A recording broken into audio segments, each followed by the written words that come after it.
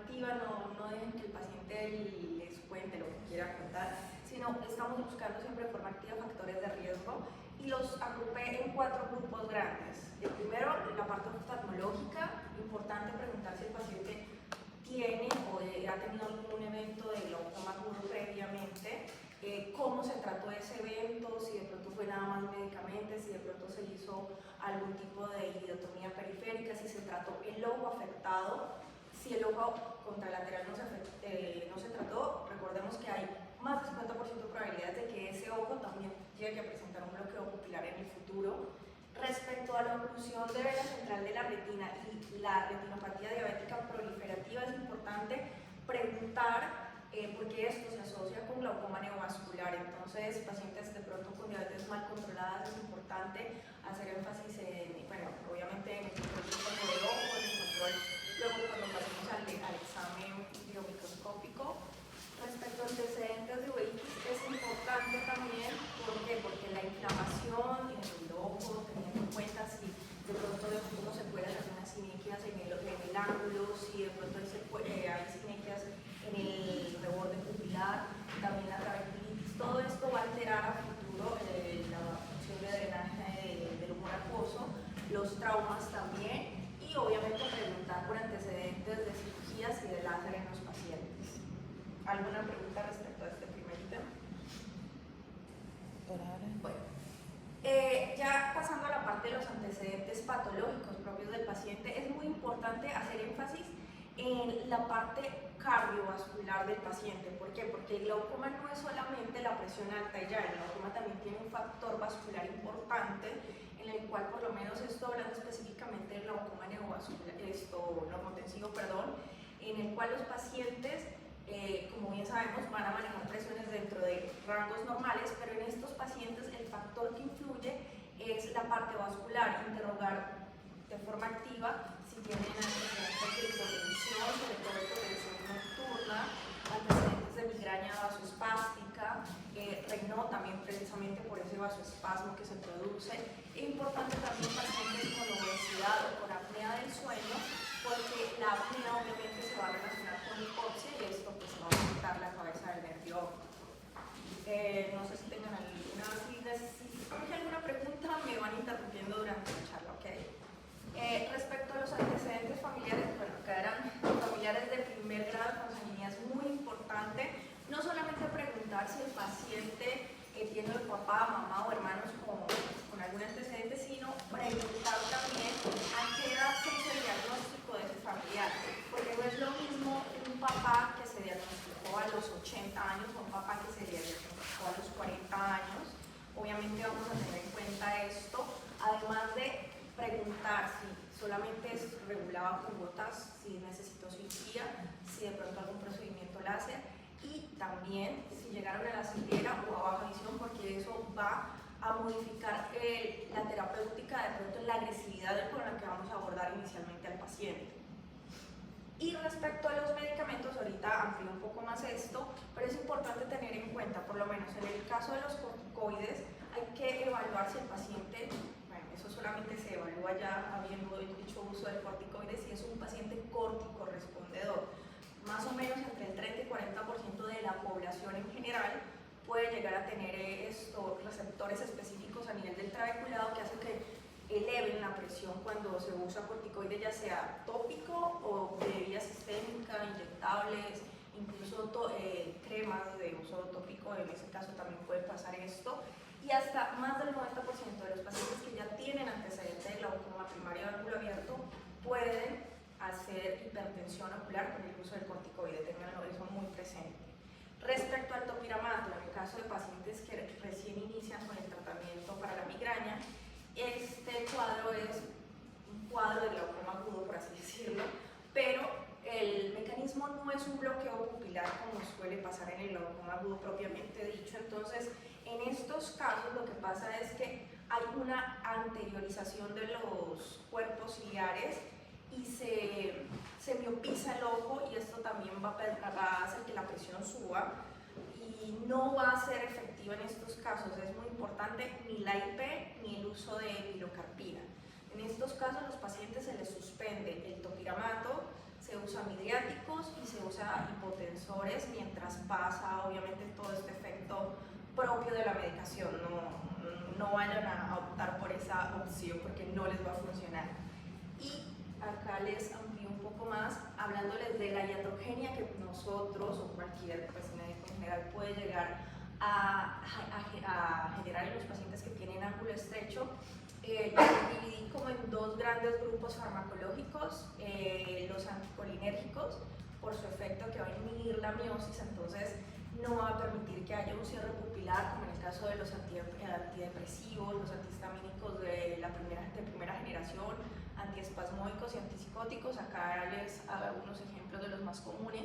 Estos tienen un alto riesgo de bloqueo pupilar en los pacientes que tienen ángulo estrecho, para que lo tengan en cuenta. Y por otro lado, el grupo de los simpaticomiméticos que activan la midriasis. Entonces acuérdense que cuando estamos en ese periodo de midriasis intermedia es cuando se acerca más el borde de la pupila a la curvatura del cristalino, entonces ahí es cuando se va a presentar ese bloqueo.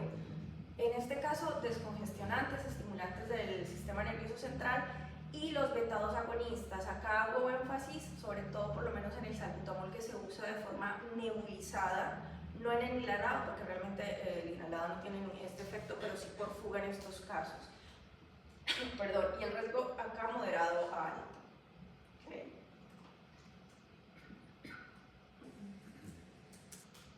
Bueno, eso fue toda la parte de anamnesis, realmente es muy cortito. Ahora sí, entrando en el examen oftalmológico en sí. Es muy importante en la primera parte de la refracción tener en cuenta ametropías sospechosas, el hipermétrope alto y el miope alto. El hipermétrope alto, tengamos en cuenta que tienden a ser ojos más pequeños, entonces por esta condición las estructuras van a estar como más apiñadas y obviamente mayor riesgo de un ángulo estrecho. Lo mismo pasa con el miope alto, pero al contrario, es un ángulo que de pronto tiene más riesgo de un glaucoma de ángulo abierto porque es un ojo que tiene una longitud axial mayor. También tengamos en cuenta que por esta deformidad que tiene el globo ocular en la parte posterior, por la laxitud que tiene la lámina cribosa, van a tener mayor riesgo, a pesar de que no haya presiones de pronto muy altas, pero porque ese nervio no tiene ese soporte que le da la lámina cribosa. Incluso un estudio que se hizo en Asia comparó ojos hemétropes con ojos miopes y en el lapso de 10 años encontraron que los hemétropes podían llegar a desarrollar en un 2% glaucoma de ángulo abierto y en el miope hasta un 6%, y este porcentaje se aumenta en la medida que aumenta una dioptría de miopía por encima de las 4 dioptrías. ¿Okay? Bueno, ya pasando al examen ya en la lámpara de hendidura, importante la técnica de Van Herring. ¿Alguno sabe cómo se hace? ¿No? Se lanza 45 más fino y se le sirva como un barrio, se podría decir, para dividir la parte del ángulo entre el as y la parte del iris. Más que el ángulo, lo que estás evaluando es la cámara, porque el ángulo directamente lo vas a evaluar con la gonioscopía. Entonces acá lo que haces sí es una más o menos de 60 grados a nivel temporal, y lo que buscas es ver el reflejo que hay a nivel de la córnea y el reflejo que hay a nivel del cristalino. Dependiendo del espacio que haya entre esos dos reflejos, vamos a hablar de que es una cámara estrecha o una cámara amplia. Por lo menos en el grado 4 y en el grado 3 estaríamos hablando de que es una cámara abierta, no tendríamos riesgo en teoría por dilatar a este paciente porque no tendría riesgo, pero ya cuando estamos hablando de un grado 2 donde la apertura de esa cámara es más o menos del 25% del grosor corneal, estamos hablando ya que el riesgo de dilatar es dudoso, y ya por lo menos en un grado 1 el riesgo para dilatar estaría contabilizado porque hay riesgo de bloqueo pupilar. Pero no se queden solamente con esta técnica, porque la técnica de Van Herring es como un tamizaje rápido. Hasta un 60 y 80% del Van Herring no corresponde con el ángulo que se debe evaluar sí o sí bajo gonioscopía. O sea, esto no va a reemplazar para nada la gonioscopía, que es la que finalmente nos define si es un paciente con un ángulo estrecho o un ángulo abierto.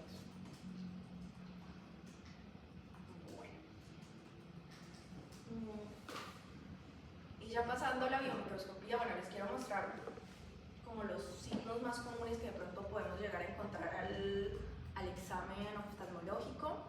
El Glaucoflecken, ¿saben qué es? ¿Lo han escuchado? Son restos de detritus y inflamación del mismo cristalino que queda en la capa interior. Sí, más o menos. Realmente es necrosis de esa cápsula anterior del cristalino. Esto asociado con eventos previos de glaucoma agudo. Entonces, si encuentran estas lesiones así como parcheadas blanquecenas en la cápsula anterior del cristalino, probablemente nos está hablando de que ese paciente en algún momento tuvo un evento de glaucoma agudo. El iris en meseta.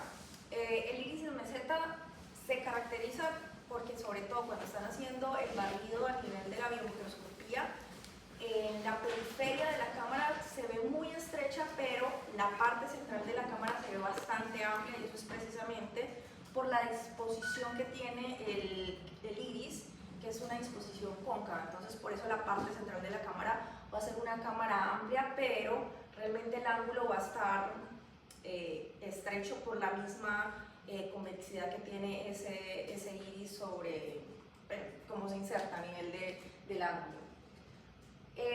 La pseudoesfoliación.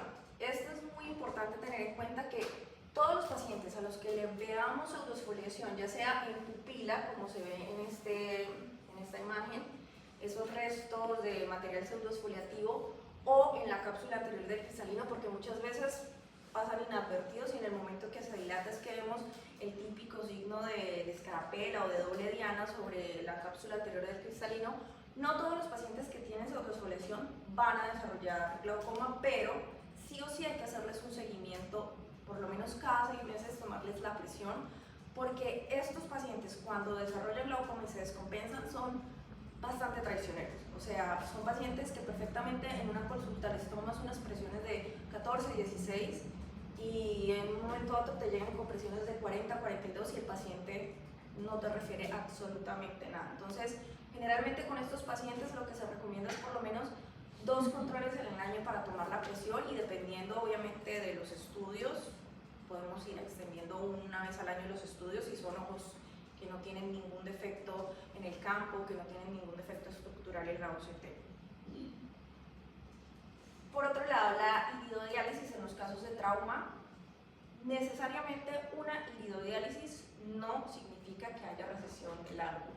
¿Por qué? Porque en la iridodiálisis lo que se está desarrollando, por así decirlo, del cuerpo ciliar es el iris, a diferencia del receso angular, que lo que hace ahí es que se separan las fibras del músculo longitudinal y circular. Entonces no es lo mismo. Esto, si ustedes lo ven, no significa necesariamente que ese paciente va a desarrollar en un futuro glaucoma traumático, pero sí es importante evaluar siempre el ángulo para ver que no haya una iridodiálisis asociada a esto, o en pacientes que tengan traumas contusos también evaluar, más allá de que ustedes no le vean ninguna lesión como tal en el iris, es importante evaluar que no tengan recesiones, porque estos glaucomas traumáticos pueden desarrollarse en el transcurso de 10 o 20 años posteriores al trauma. Respecto al uso de Krukenberg y la transiluminación, estos son hallazgos típicos del síndrome de dispersión pigmentaria, que puede también o no desarrollar un glaucoma pigmentario. Al igual que con estos pacientes, hay que hacerles un seguimiento riguroso de las presiones para ver que no se vayan descontrolando. El uso de Krukenberg, ¿saben por qué es que es esa característica como muy... Es como melanina del epitelio pigmentario del iris. No, pero, o sea, ¿por qué esa disposición? Básicamente es por la hidrodinámica del humor acuoso. O sea, debido a que el iris rosa con la célula, por eso es que se va perdiendo ese pigmento. Sí, realmente pues sí, es melanina, y todo ese pigmento se va depositando en el endotelio de la córnea, y por eso es que se ve ese típico uso de Krukenberg. Más allá de eso, nada, es muy típico de pronto en estos pacientes que refieran si son deportistas deportistas de alto rendimiento que de pronto después de hacer actividad física los ojos pueden dolerse, se pueden sentir más tensos, que puedan ver un poco más borroso precisamente porque debido a esa dispersión de pigmentos que hay es cuando sube la presión ocular. El aceite de silicona emulsificado lo podemos ver así como este nivel, esto es muy burdo, a veces ni se ve, pero es muy importante, como les decía en la parte de anamnesis, preguntar por las cirugías, antecedentes de pronto de vitrectomías con aceite de silicona, porque el aceite de silicona, más allá de que sea de alta densidad, se emulsifica, o sea, así sean mínimos, las microburbujas se emulsifica y tapan el trabeculado. Muchas veces, más allá de que no se vea así en la microscopía de esta forma como tan brusca, sí se alcanzan a ver en la gonioscopía esas microburbujas y yo ahora se las muestro más adelante.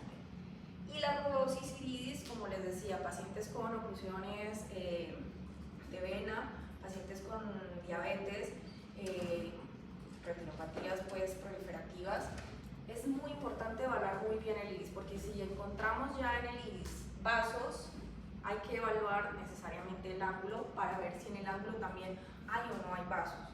O al contrario, muchas veces no tienen neovasos en el iris, pero sí tienen directamente neovasos en el ángulo, y es muy importante que estos pacientes a tiempo se les haga el diagnóstico antes de que se haga ya un cierre en cremallera del ángulo, porque ahí ya el manejo médico no es suficiente y sí o sí son pacientes que terminan en cirugía. Y bueno, en estos casos se puede tratar con antiangiogénicos, con panfoto, y es importante entonces que quede claro esto. No sé, ¿alguna pregunta de ahí? Porque... Bueno. Listo, entonces ya siguiendo con la toma de la presión, es importante que tengan como un valor sospechoso 21, pero no es un valor mágico, o sea, no es un valor que por ende me va a definir que el paciente es hipertenso o que tiene glaucoma, porque esto también va a depender de la histéresis que tenga la córnea. Si es una córnea gruesa, generalmente son más hiperelásticas y tienden a subestimar el valor de la presión que uno le toma en el momento. Entonces generalmente se sobreestima ese valor cuando son córneas más gruesas, entonces generalmente pueden manejar presiones más bajas. Anteriormente se hacía una regla aritmética de que si tiene tanto grosor de córnea se va a sumar o a restar tanto, eso ya está mandado a recoger, pero sí asumimos que si es una córnea gruesa puede que los valores sean más bajos y viceversa, si es una córnea fina obviamente va a ser menos elástica y va a subestimar el valor real de la presión, entonces puede que esos pacientes manejen presiones realmente más altas.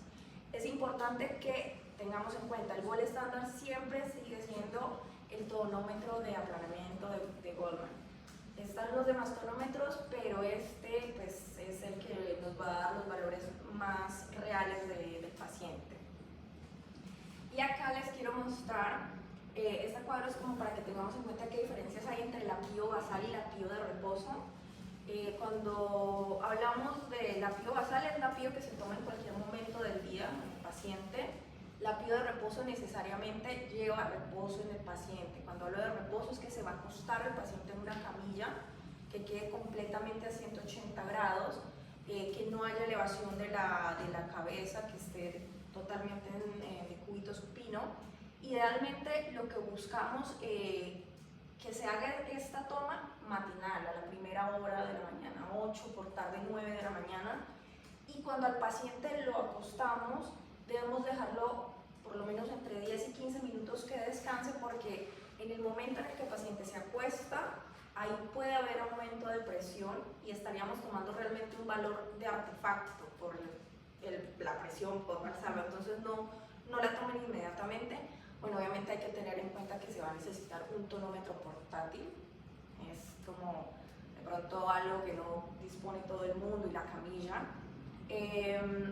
Para las indicaciones de cada una de la toma de presiones, bueno, como tamizaje inicial, el apío basal, control diurno en pacientes que vienen bien controlados, que no hay progresión ni funcional ni estructural.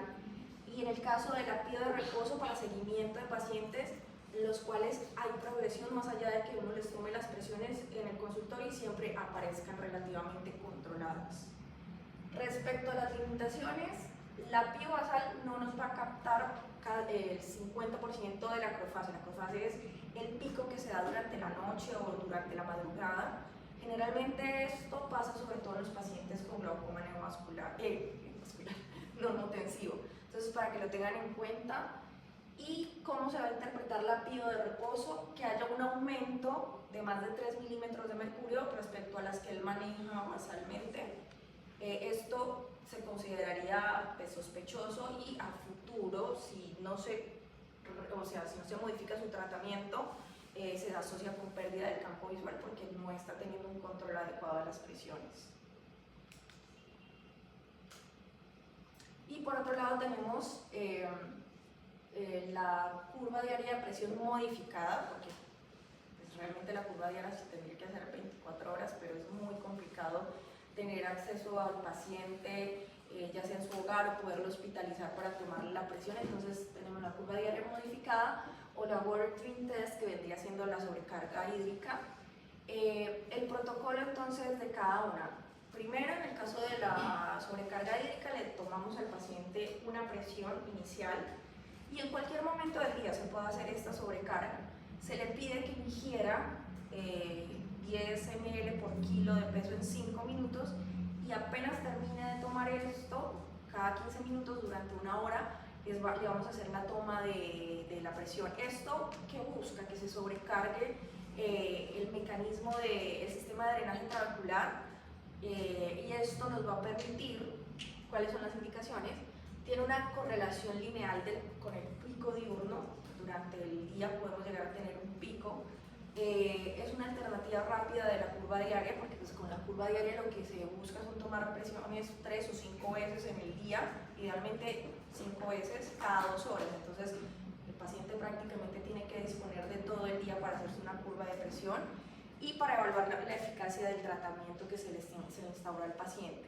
Limitaciones de esto, que me sobreestima ese pico casi en 3 milímetros de mercurio, el pico que se da en la tarde, tiene mala correlación con las fluctuaciones de las 24 horas porque pues, es una sobrecarga que estamos haciendo y no realmente respeta como la fisiología propia que tiene ese trabeculado. Y cómo se interpreta sospechosa cuando hay más de 5 milímetros de aumento. Y respecto a la curva, se recomienda previo a hacer las tomas que se inicien la primera hora de la mañana, o sea, tomar la de reposo que les expliqué previamente y a partir de ahí seguir tomando la curva de presión. Eso es lo que solemos hacer nosotros, por lo menos en el hospital. Se hacen entre 3 y 5 tomas, como les decía, cada 2 horas. Esto es para ver las variaciones que tiene fisiológicamente la presión durante el día. Tiene buena correlación obviamente con la fluctuación diurna porque pues estamos tratando de llevar la fluctuación de las 24 horas a estas tomas, pero es lo que más se aproxima.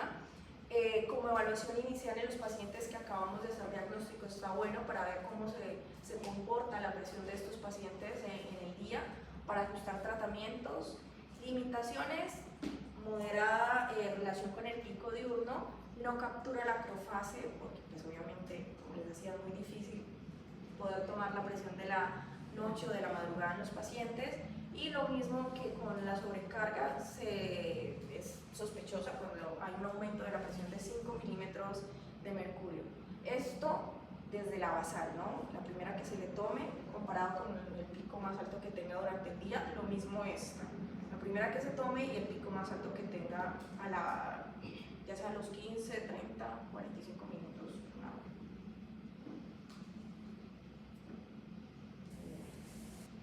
Diferencia entre un ángulo anatómico y gonioscópico. ¿Saben cuál es?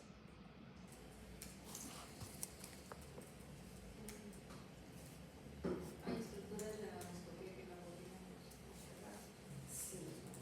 Básicamente, ¿cuál? El canal. Tal cual, sí, porque si se dan cuenta, el canal de Schlemm está justo detrás del trabeculado. Este canal lo llegaríamos a ver en caso de que de pronto hagamos mucha presión con el goniolente y esto hace como un efecto de ventosa y por presión llena el canal de sangre, como en este caso, o de pronto en casos de fístulas cavernosas también se puede llegar a ver el canal lleno de sangre. Pero básicamente esa es la diferencia, que en el anatómico obviamente está el canal de Schlemm y en el gonioscópico no lo vamos a ver, y en orden de estructuras vamos a encontrar primero la línea de Schwabe, que es el límite con la membrana de cemento. Vamos a encontrar primero la parte no pigmentada del trabeculado, la parte pigmentada, el espolón, que es más o menos de un color nacarado, blanquecino, y por último la banda del cuerpo ciliar. Esto sobre todo en ojos miopes, en ojos pseudofáquicos, afáquicos se ve bastante.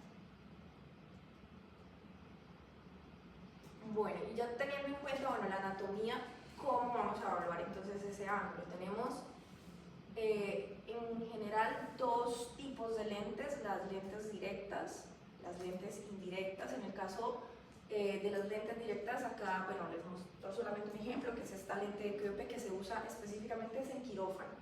Esta no se usa en consultorio, primero porque necesitas que el paciente esté acostado, segundo porque necesitas el microscopio para poder, obviamente, ver las estructuras.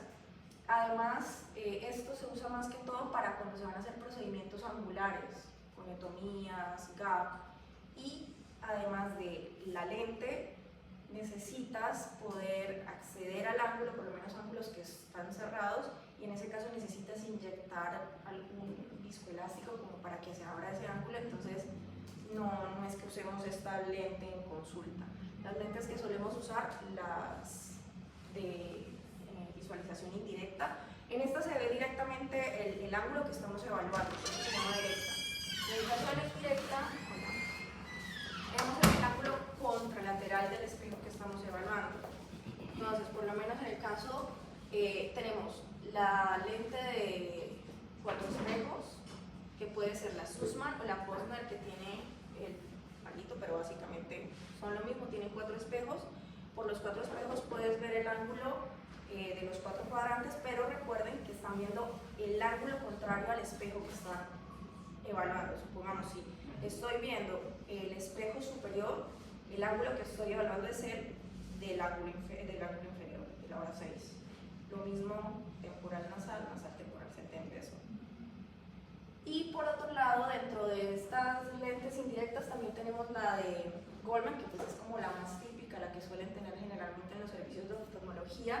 Recuerden que de estos espejos todos no nos van a servir para ver el ángulo, solamente el espejo más chiquito, por la angulación precisamente que tiene ese espejo, que nos permite ver el ángulo. Entonces, en este caso vamos a tener que estar rotando la lente para poder ver los 360 grados del ángulo. ¿Qué diferencias hay entre estas dos? Por un lado, el tamaño del lugar donde vas a apoyar la lente sobre la córnea. Esta tiene un diámetro pequeño, no supera los 9 milímetros, y en estas sí son mayores, son más grandes, son de apoyo escleral. Y entonces, esta diferencia que hace, por un lado, que no necesitemos en esto ningún tipo de medio para visualizar, o sea, directamente con la lágrima del paciente. Generalmente a mí me gusta usar una lágrima artificial, porque a veces pacientes que tienen ojo seco, muy severo, no permite ver, entonces con una lagrimita es suficiente. En este caso, por lo menos en la Goldman, sí necesitas ya sea viscoelástico, acrilano o algún gel que te permita hacer llenar como el espacio y que pueda apoyarse sobre la córnea. Y además de esto, la identación. ¿Sí saben en qué consiste la identación cuando hablamos de gonioscopía dinámica? Sí, la vemos para hacer el fondo de ojo, para ver la periferia. No, sí, también eso es indentación, pero ahí sería para la retina. No, cuando hablamos de indentación, cuando estamos haciendo gonioscopía, por lo menos en las de apoyo corneal, que son pequeñitas, lo único que tienes que hacer es presión en todo el centro para que el humor acuoso se desplace hacia la periferia.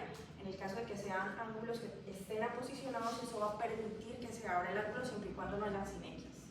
Si está sinequiado, pues no se abre. ¿Y cómo hacemos la pigmentación o la gonioscopía dinámica en este caso de goniolente de 3 espejos que, como les decía, como es tan grande, no va a permitir que hagamos esta maniobra. Entonces lo que se le pide al paciente es que vea hacia el espejo que estamos evaluando para que de forma mecánica el mismo, el ojo, permita ver el ángulo en toda su extensión, siempre y cuando no esté cerrado, no esté sinequiado. ¿Sí se entendió ahí?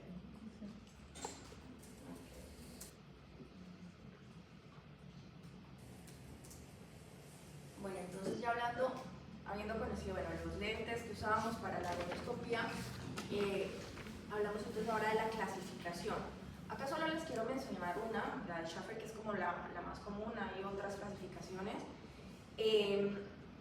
Nosotros en el servicio, y pues lo que me enseñó mi mentora, realmente es a describir lo que vemos cuando no sabemos qué clasificación es, porque a veces eso se presta para confusiones.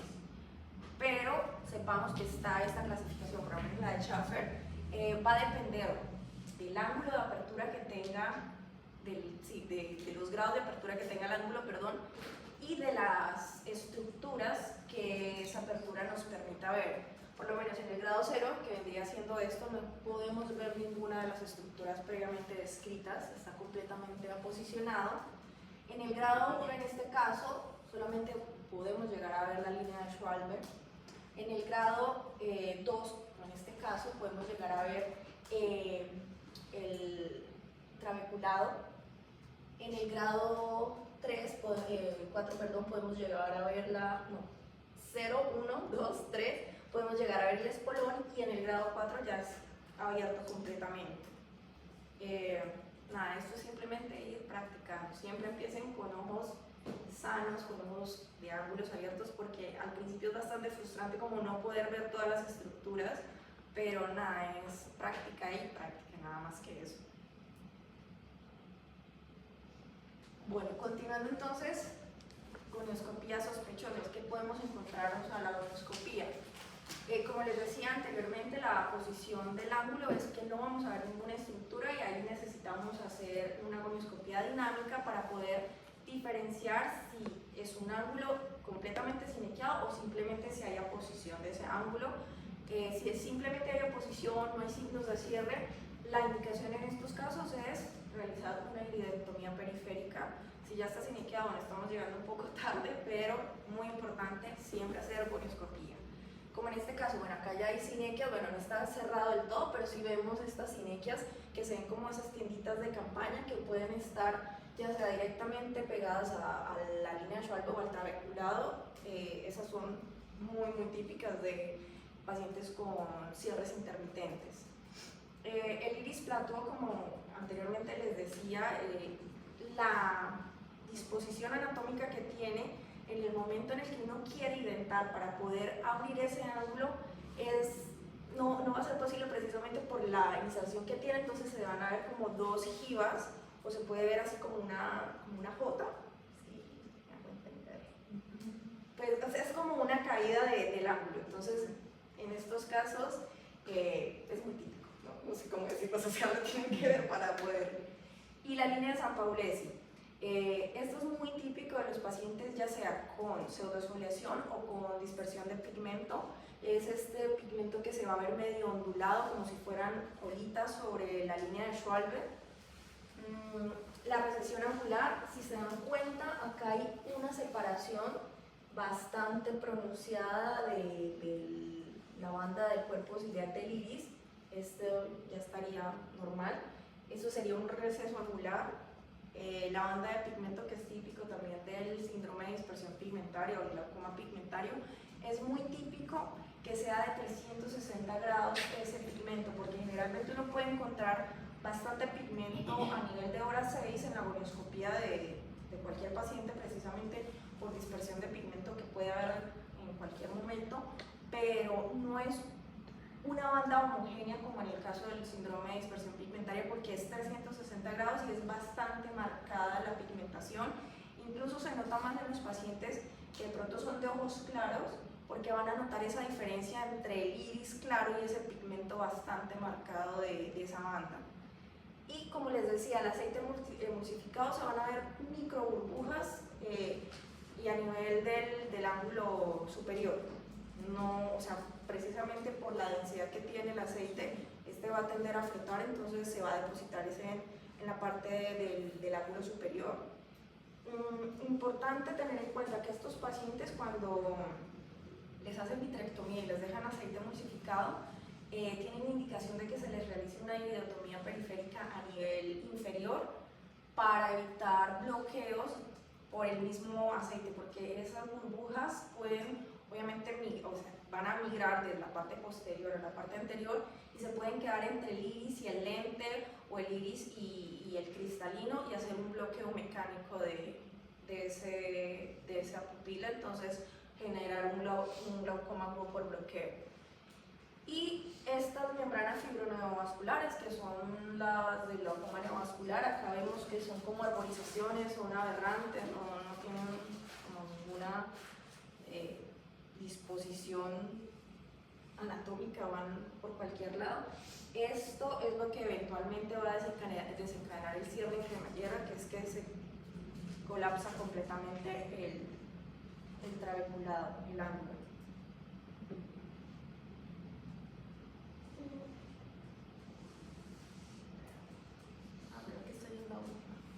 Bueno, y ya finalizando el examen oftalmológico en el fondo de ojo, fondo de ojo sospechosos, por un lado las micropapilas, porque pueden engañar mucho cuando son microdiscos.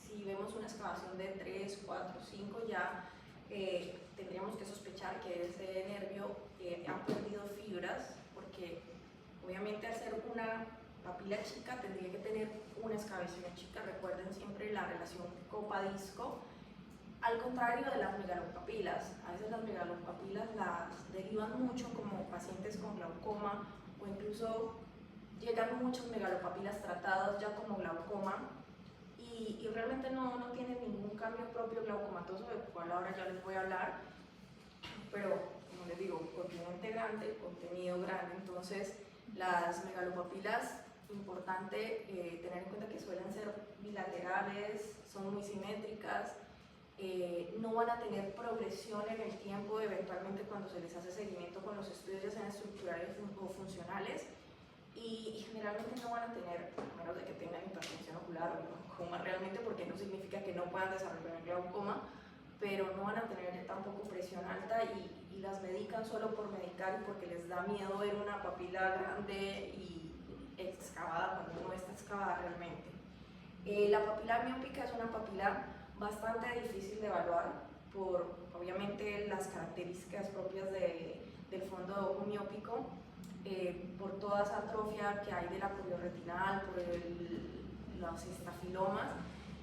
Con estos pacientes, realmente hacer un seguimiento, eventualmente cuando les hablen de los estudios complementarios, hacer seguimientos con ACT es muy difícil, no vale la pena, porque esa atrofia que tienen esos estafilomas van a dar falsos positivos de adelgazamiento de capa de fibras.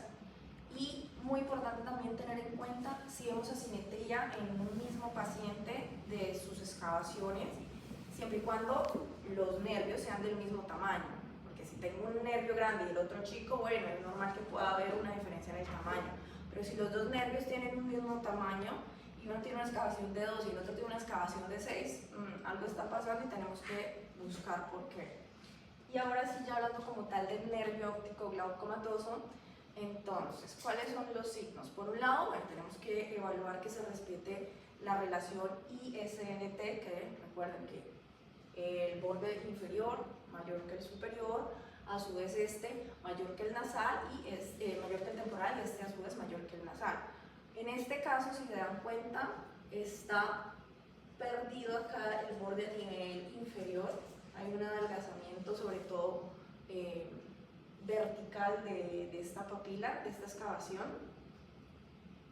Por otro lado tenemos el notch. El notch es cuando hay pérdida completa del borde del anillo, o sea, no tiene soporte ya ese nervio en esa zona, y si se dan cuenta se ve como si se hubieran comido este pedacito del borde a nivel inferior.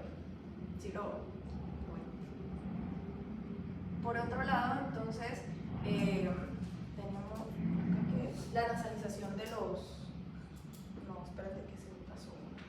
El vaso en bayoneta, precisamente como hay atrofia del borde del anillo, entonces va a perder el soporte de ese vaso para emerger de la papila y se va como a perder en el momento en el que emerge del vaso y por eso hace como esta curvatura. Parece una bayoneta, lo mismo acá, no sé si se logra diferenciar. Acá la nasalización de los vasos, precisamente como se va excavando esa excavación, valga la redundancia, los vasos se van todos como retrayendo hacia la parte nasal. Acá tenemos el vaso circunlineal. Este vaso, perdón, este vaso debería tener un soporte, como en este caso si lo ven acá, pero como se ha excavado, queda como ahí en la nada, queda sin soporte y se ve ahí como flotando en esa excavación. Esto correspondería por lo menos a este vasito, no sé si lo ven acá. Cuando este vaso pierde el soporte, se adelgaza la excavación y queda este vasito ahí en la nada. Ese es el vaso circunlineal. No siempre lo van a encontrar, pero para que lo tengan en cuenta. La atrofia alfa y beta, realmente la que está asociada al glaucoma es la atrofia beta, que es esta blanquecina que está asociada al área de mayor adelgazamiento del nervio, como en este caso que tiene este notch, y acá está esta atrofia beta. Es un adelgazamiento de corioretinal, nos permite ver los vasos de la curoides. Las hemorragias en astilla, estas hemorragias cuando las encontramos son muy sugestivas de progresión o de que ese nervio está sufriendo más allá de que de pronto tengan presiones normales, sobre todo en pacientes con glaucoma normotensivo se suelen encontrar, y es muy importante que se den cuenta que va a superar el borde del anillo, sale un poco del borde del anillo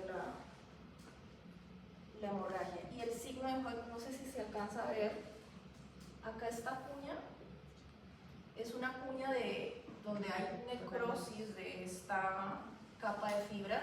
Si se dan cuenta, acá tiene como un brillo blanquecino, que es el brillo normal, y acá esta cuña es porque esas fibras están muertas, literal. Y esto precede muchas veces a los daños funcionales que después vamos a ver en los campos visuales.